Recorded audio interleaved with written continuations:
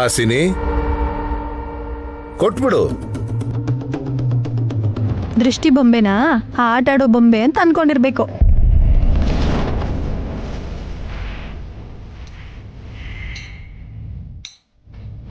ಗಾಯತ್ರಿ ಬಿಟ್ಬಿಡಮ್ಮ, ಪರವಾಗಿಲ್ಲ.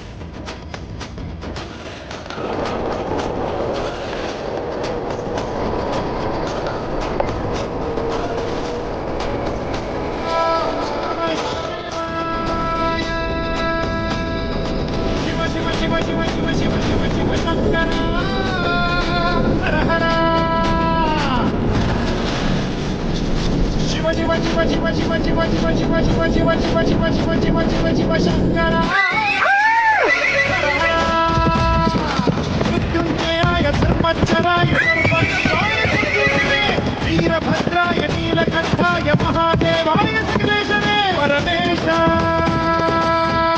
ಮಾಮ್, ಇಲ್ಲೇನ್ ನಡೀತಿದೆ ಮಾಮ್? ಗೊತ್ತಾಗ್ತಿಲ್ಲ ಕಣ. ದೃಷ್ಟಿಗೊಂಬೆ ಆಟದ ವಸ್ತು ಅಲ್ಲ ಅಂತ ನೀವ್ ಅರ್ಥ ಮಾಡ್ಕೊಳ್ಳಿ.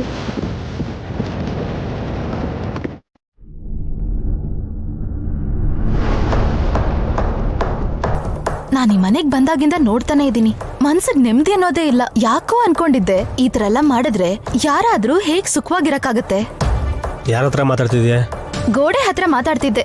ಅದಕ್ಕೂ ಕಿವಿ ಇರತ್ತೆ ಅಂತ ಹೇಳ್ತಾರಲ್ಲ, ಹೀಗಾದ್ರೂ ನನ್ ಕಷ್ಟ ಹೇಳ್ಕೊಳ್ಳೋಣ ಅಂತ. ಇವಾಗ ನೀನ್ ಬಂದಿರೋ ಕಷ್ಟ ಆದ್ರೂ ಏನೋ? ಈ ಮನೇಲಿರೋಕೆ ಕಷ್ಟ ಆಗ್ತಿದೆ. ಯಾಕಾಗೆ? ಏನ್ ಹೀಗ್ ಕೇಳ್ತಿದ್ದೀರಾ? ದೃಷ್ಟಿ ಗಂಟ್ ತಗೊಂಡ್ ಬಂದು ಯಾರೋ ಹಾಲಲ್ಲಿ ಇಟ್ಟಿದ್ದಾರೆ, ಅದೊಳ್ಳೇದಾ?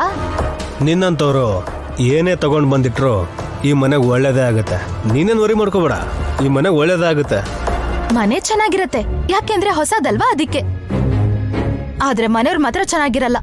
ನಿಮ್ ಸ್ವಂತ ತಾಯಿ ಉಸಿರಾಡಕ್ಕಾಗ್ದೆ ಎಷ್ಟು ಕಷ್ಟಪಟ್ರು ಅಂತ ನೋಡಿದ್ರಲ್ಲ. ಅವ್ರಿಗೆ ದೃಷ್ಟಿ ತಾಗ್ದ ಹಾಗೆ ಇವತ್ತೋ ನಾಳೆನೋ ನನ್ಗೂ ನನ್ ಮಗ್ಳಿಗ್ ದೃಷ್ಟಿ ತಾಗಿ ಉಸಿರಾಡಕ್ಕಾಗ್ದೆ ಇದ್ರೆ ನೀನ್ ಈ ಮನೆ ಬಿಟ್ಟೆ ಹೋಗಲ್ಲ ಅಂತದ್ರಲ್ಲಿ ಈ ಪ್ರಪಂಚನ ಬಿಟ್ಟು ಹೋಗ್ತೀಯಾ? ಜೊತೆಗೆ ಉಲೂಚಿನ್ ಕೂಡ ಕರ್ಕೊಂಡು ಹೋಗ್ತೀನಿ ಅಂತ ಹೇಳ್ತಿದ್ಯಾ. ಚಿಕ್ಕ ಮಗು ಅಂತಾನು ನೋಡ್ದೆ ಹೀಗ್ ಮಾತಾಡ್ತಾ ಇದ್ದೀರಾ? ನೀವೆಂತ ಮನುಷ್ಯರಿ? ನೇರವಾಗಿ ಮಾತಾಡೋ ನಾನು. ನಿನ್ ತರ ಕೊಂಕ್ ಮಾತುಗಳನ್ನ ಮಾತಾಡಿ ನೋವು ಕೊಡೋ ಅಂತವನಲ್ಲ. ನೀವು ನಮ್ಮ ಅಕ್ಕ ಮತ್ತೆ ವಿಶಾಲ್ ಭಾವನ್ ಋಣದಲ್ಲಿರೋ ಕಾರಣಕ್ಕೆ ಅವ್ರ ಏನೇ ಮಾಡಿದ್ರು ಸಪೋರ್ಟ್ ಮಾಡ್ತಿದ್ದೀರಾ ಅಷ್ಟೇ. ಯಾಕೆ ಹಿಂದೆ ಹೋದೆ? ನೀವ್ ಹೊಡಿತೀರಾ ಅಂತ. ಹತ್ರ ಬಾ. ಆಹಾ, ನಾನ್ ಬರಲ್ಲ. ನಾನು ಯಾಕೆ ಹೊಡಿಲಿ? ನಿಮಗೇನ್ರಿ, ಯಾವಾಗ ಬೇಕಾದ್ರೂ ನಂಗೆ ಹೊಡಿತೀರಾ. ನೀನ್ ಹತ್ರ ಬರಲಿಲ್ಲ ಅಂದ್ರೆ ನಾನೇ ನಿನ್ನ ಹತ್ರ ಬರ್ಬೇಕಾಗತ್ತೆ. ಹೊಡಿಬೇಕು ಅನ್ಕೊಂಡ್ರೆ ಆಗ್ಲೂ ಹೊಡಿಬೋದು.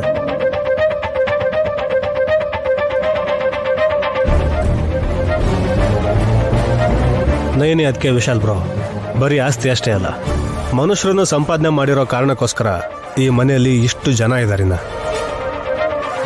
ಅವ್ರ ಅಧಿಕಾರನ ದರ್ಪನ ನಾವು ನೋಡೋದೇನು ಅಂತ ಇಲ್ಲಿಂದ ಹೋಗ್ಬಿಟ್ರೆ ಯಾರು ಕನಿಷ್ಠ ನೀನ್ ಬದುಕಿದ್ಯಾ ಸತ್ತಿದ್ಯಾ ಅಂತನೂ ಕೇಳಲ್ಲ.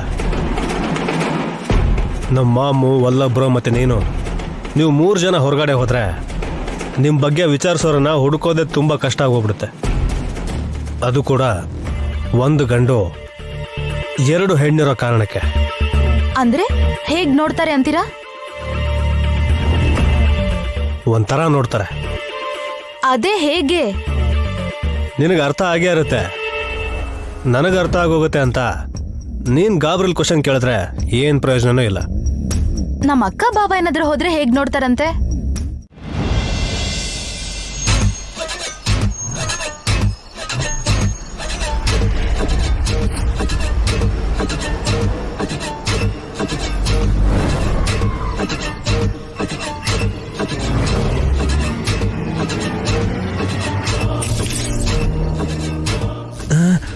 ಏನ್ ಮಾಮ್, ಪವರ್ ಜೊತೆ ಆಟ ಆಡ್ತಿದ್ದೀರಾ? ನಿನ್ ತಲೆ ಕಣೋ, ಲೈಟು ಬಂದು ಹೋಗಿ ಮಾಡ್ತಿದೆ. ಪವರ್ ಪ್ರಾಬ್ಲಮ್ ಇದೆಯೇನೋ ಅಂತ ಯೋಚಿಸ್ತಿದ್ದೆ. ಲೈಟ್ ಮನೇಲೆಲ್ಲ ಕಡೆ ಚೆನ್ನಾಗೇ ಇದೆ, ನಿಮ್ ರೂಮಲ್ಲಿ ಮಾತ್ರ ಯಾಕೆ ಹೀಗಾಗ್ತಿದೆ? ಏಯ್ ಸ್ವಿಚ್ ಆಫ್ ಮಾಡೋ. ಫ್ರೆಂಡ್ ಫೋನ್ ಮಾಡಿದ್ರೆ ಫೀಲ್ ಆಗುತ್ತೆ ಮಾಮ್. ಏಯ್ ನಾನು ಹೇಳಿದ್ದು ಫೋನ್ ಸ್ವಿಚ್ ಆಫ್ ಅಲ್ಲ, ಲೈಟನ್ನು ಆಫ್ ಮಾಡು ಅಂದೆ. I got it. ತಕ್ಷಣ ಅರ್ಥ ಆಗ್ಲಿಲ್ಲ ಮಾಮ್. ಈ ಲೈಟ್ ತರ ನಿನ್ ತಲೆ ಕೂಡ. ಹೋಗ ಆಫ್ ಮಾಡು.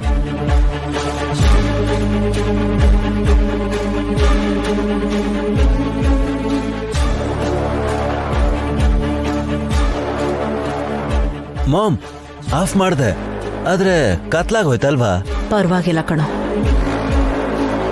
ಲೈಟ್ ಬಂದು ಹೋಗಿ ಮಾಡ್ತಿದ್ರೆ ತಲೆ ಒಂಥರ ಅನ್ಸುತ್ತೆ. ಹ್ಮ್.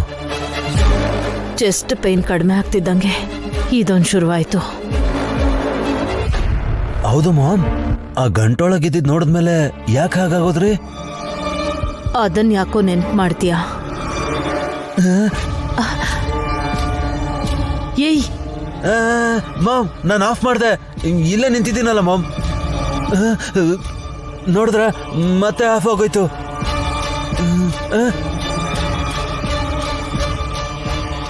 ಆನ್ ಅಂಡ್ ಆಫ್ ಆಗ್ತಿದೆ ಕಣೋ. ನೀನು ಇಲ್ಲೇ ಇದೆಯಾ? ಸ್ವಿಚ್ ನೋಡಿದ್ರೆ ಆಫೇ ಆಗಿದೆಯಲ್ಲ, ಏನ್ ನಡೀತಿದ್ಯೋ? ಮಾಮ್ ನನಗೆ ತುಂಬಾ ಭಯ ಆಗ್ತಿದೆ. ದೇವ ಏನ್ ಬಂದಿಲ್ಲ ತಾನೆ?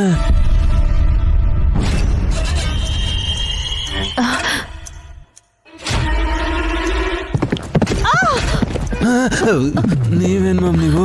ನನಗೆ ಭಯ ಅಂದ್ರೆ ನನ್ಗಿಂತ ಹೆದರ್ಕೋತಿರಲ್ಲ ಮಾಮ್ ನೀವು. ಮಾಮ್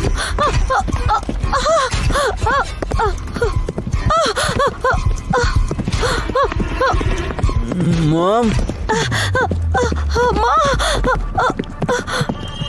ಏನಾಯ್ತು ಮಾಮ್? ಮಾಮ್ ಏನಾಯ್ತು ಹೇಳಿ ಮಾಮ್. ಮಾತಾಡ್ತಾನೆ ಇಲ್ವಲ್ಲ?